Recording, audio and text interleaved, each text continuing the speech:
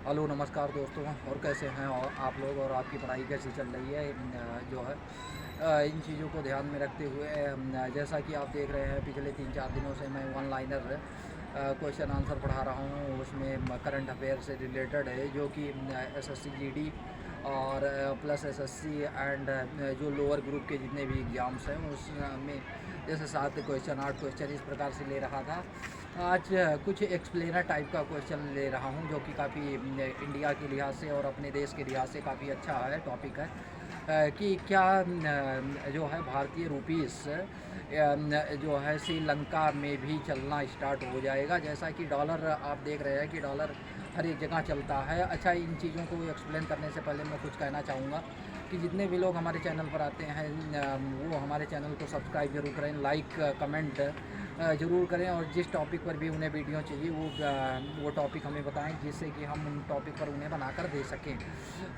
और अपने पढ़ाई को आप सुचारू रूप से जारी रखें, और सब्सक्राइब ज़रूर करें हमारे चैनल को ज़्यादा से ज़्यादा, और वीडियो स्किप बिल्कुल ना करें।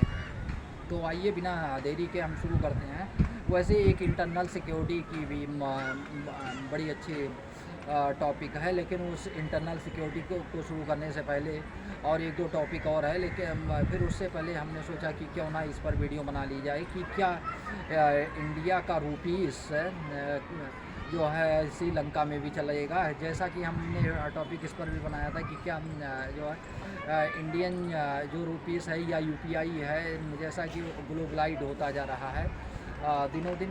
इंडियन रुपीस या यूपीआई जो आप जैसे कि अभी हमारे प्रधानमंत्री जी कहाँ पर गए थे, फ्रांस में गए थे, और वहाँ पर भी यूपीआई चिपका है कि कोई भी अगर जाएगा तो वहाँ अपना इंडियन रुपीस में पेमेंट कर सकेगा। अभी तक क्या होता था कि अगर आपको अमेरिका या कहीं भी जाना है अदर कंट्रीज में, तो आपको पहले रुपए देना होगा, फिर रुपए डॉलर में चेंज होगा, फिर डॉलर लेकर जाएंगे, क्योंकि आप जानते ही हैं कि डॉलर जो है वर्ल्ड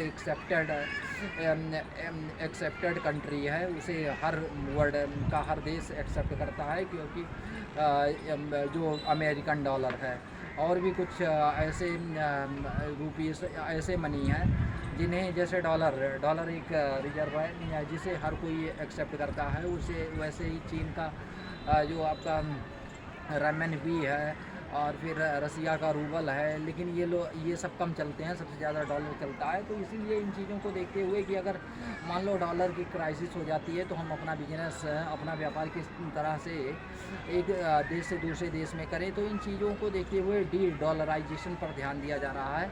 और कहीं ना कहीं एक अच्छी बात है कि डी डॉलराइजेशन अगर हम तो इसी चीज़ को देखते हुए जो है श्रीलंका अभी जैसा कि आप जानते हैं बृहस्पतिवार यानी गुरुवार को आया था इंडिया विजिट पर।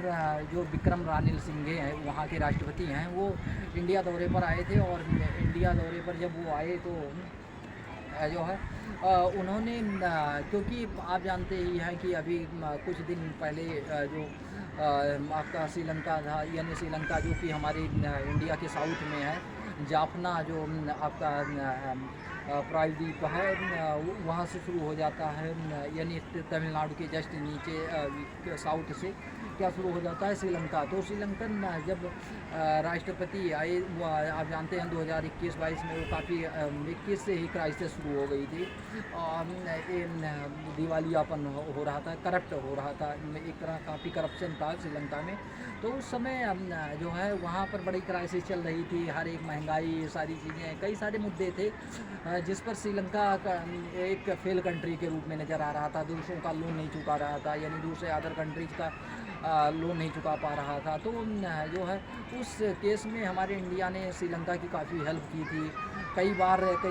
उस पर उस समय IMF भी इन्हें लोन देने को तैयार नहीं था, लेकिन इंडिया ने 2022 में ही फर्स्ट टाइम $1 बिलियन की बिना जो है क्रेडिट लाइन पर, उन्होंने क्रेडिट लाइन पर $1 बिलियन दिया।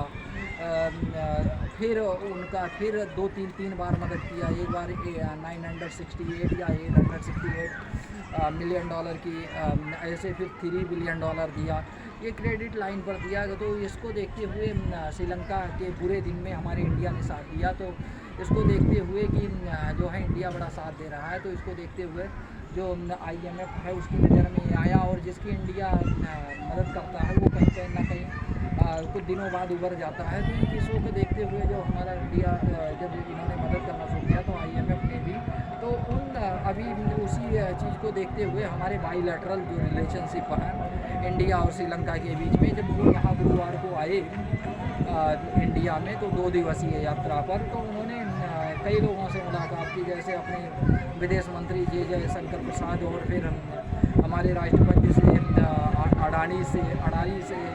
अडानी से भी मुलाकात की, और उसमें उन्होंने कुछ चीज़ें कि आप एक काम करो, जो है मुलाकात करके, जब यहाँ से मुलाकात करके तो उन्होंने कहा कि आप इंडिया वालों आप हमारे यहाँ अपना रुपया चलाना चाहें तो चला सकते हैं, और इस पर बातचीत भी हुई, अच्छी बातचीत हुई। और तो इस प्रकार हम कह सकते हैं जो इंडियन रूपीस है कहीं ना कहीं ग्लोबलाइज होता जा रहा है, क्योंकि इंडिया एक उभरते हुए ताकत के रूप में आप जानते ही हैं, वैसे ये मोदी जी कहीं ना कहीं एक ग्लोबल लीडर के रूप में उभर रहे हैं। तो जब आया उन्होंने बात किया कि आपने हमारी बुरे दिनों में काफ़ी हेल्प की थी, तो इन चीज़ों को जो है और उसको देखते हुए हम भी अपने 75 सालों से अपने जो राजनयिक संबंध है उसको और मजबूत बनाना चाह रहे हैं। तो इस चीज़ को देखते हुए, क्योंकि अगर जो है और इंडिया आप जानते हैं कि जो है अपने जो इंडियन ओशियन है या उसे नेबर फर्स्ट यानी फर्स्ट जो पॉलिसी है नेबरहुड की पॉलिसी, फर्स्ट नेबरहुड पॉलिसी की इंडिया ये चाहता है कि हमारे जो देश के आसपास यानी नेबरिंग जो कंट्रीज हैं वो नेबरिंग कंट्री को काफ़ी कोई भी इंडियन ओशियन में जितने भी हैं, चाहे वो आपका मालदीव हो या फिर श्रीलंका हो, कोई भी कंट्री को वो दुखी नहीं दे सकता। इसलिए और सबसे मज़े वाली बात यह है कि ज़्यादातर जो ये श्रीलंका है ये इंपोर्ट पर रहता है, इसलिए इंडिया इसे खोना नहीं चाहता कि अगर हर एक चीज़ इंडिया से ख़रीदता है, चाहे वो पेट्रोलियम प्रोडक्ट हो या फिर आपका फर्टिलाइजर्स हो या फिर हमारे यहाँ एग्रीकल्चरल आपका कोई भी थिंग ये एसेंशियल हो, तो वो सारी चीज़ें। तो इसलिए हम चाहते हैं कि हमारे जो इंपोर्ट करने वाले हैं कंट्री उनको हम बचा कर रखें। तो इस चीज़ों को देखते हुए कहीं ना कहीं हम क्या करते हैं उसके साथ अच्छा रिलेशनशिप करने की सोचते हैं। और ये जब यहाँ आए 2 दिवसीय दौरे पर तो इन्होंने अडानी से मुलाकात की कि जैसे कि आप जानते हैं कि जो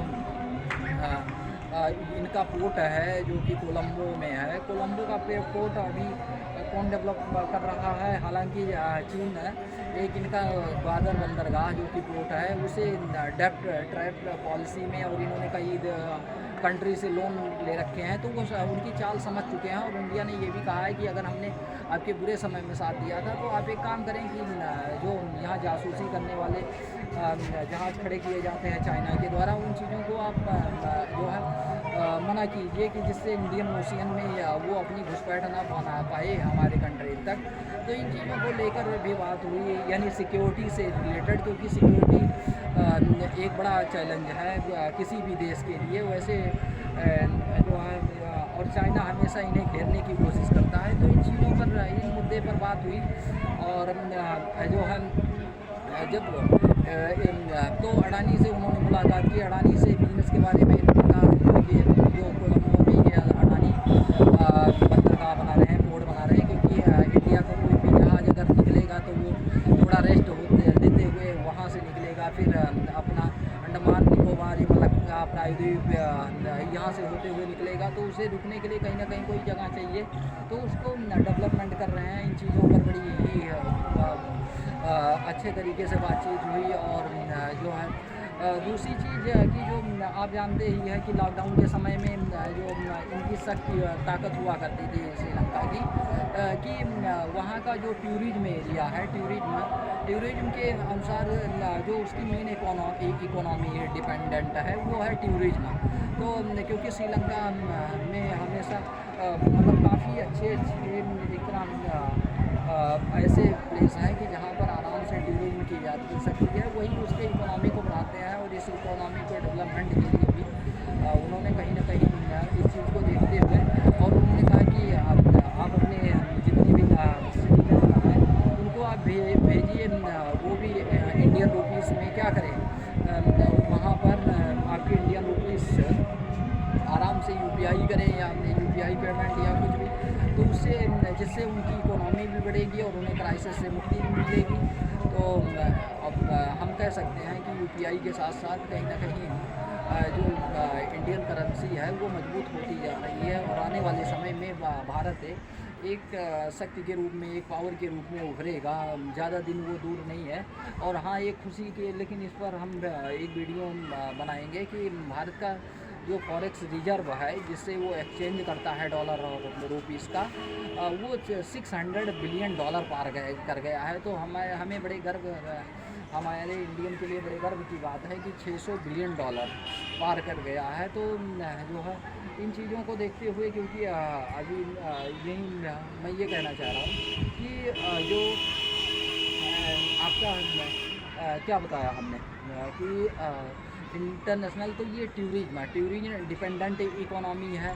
तो ये फर्टिलाइज़र्स भी ले लेंगे, जैसे कि एक बार 2020 की बात है कि जब लॉकडाउन चल रहा था तो उस समय चाइना ने इनको ख़राब फर्टिलाइज़र्स दे दिया था, जिससे जो है, और फर्टिलाइज़र्स ऐसा दे दिया था कि जिससे उनकी प्रोडक्शन थी बिल्कुल ना के बराबर, और उन्होंने बताया था कि इसे आप लौटा ही दो क्योंकि ठीक नहीं थी। तो इसलिए फर्टिलाइज़र्स पर डिपेंड करता है। तो कहीं ना कहीं ये एक इम्पोर्ट कंट्रीज है, तो हमारे लिए भी काफ़ी बेनिफिट होगा। और हम जब जाएंगे वहाँ के, और ये भी जानता है कि इंडियन इतने लोग हैं कि अगर हमारे यहाँ आ गए तो अच्छा खासा पैसा खर्च करके जाएंगे, जिससे इनकी इकोनॉमी रन करने में हेल्प मिलेगी। तो इन चीज़ों को अट्रैक्टिव बनाने के लिए ये भी कर रहे हैं, और हमारे लिए भी काफ़ी फ़ायदा है। बाईलैटरल रिलेशनशिप्स के लिए कहीं ना कहीं इन चीज़ों को ध्यान देने की आवश्यकता है। और हमें जिससे कि हमारे शत्रु जो इनेमी हैं, जैसे चाइना है, जो है, ये सब हमारे आसपास भी न भटक पाएँ। तो जो है इन चीज़ों को देखते हुए हमने सोचा कि क्यों ना इस पर एक वीडियो बनाई जाए, और इस पर हमने एक वीडियो बनाया। और जाते जाते मैं ये कहना चाहता हूँ कि जितने लोग हमारे चैनल पर आते हैं, विजिट करते हैं, वो हमारे चैनल को शेयर, सब्सक्राइब और लाइक ज़रूर करें। बस इन्हीं शब्दों के साथ मैं विराम देता हूँ। धन्यवाद।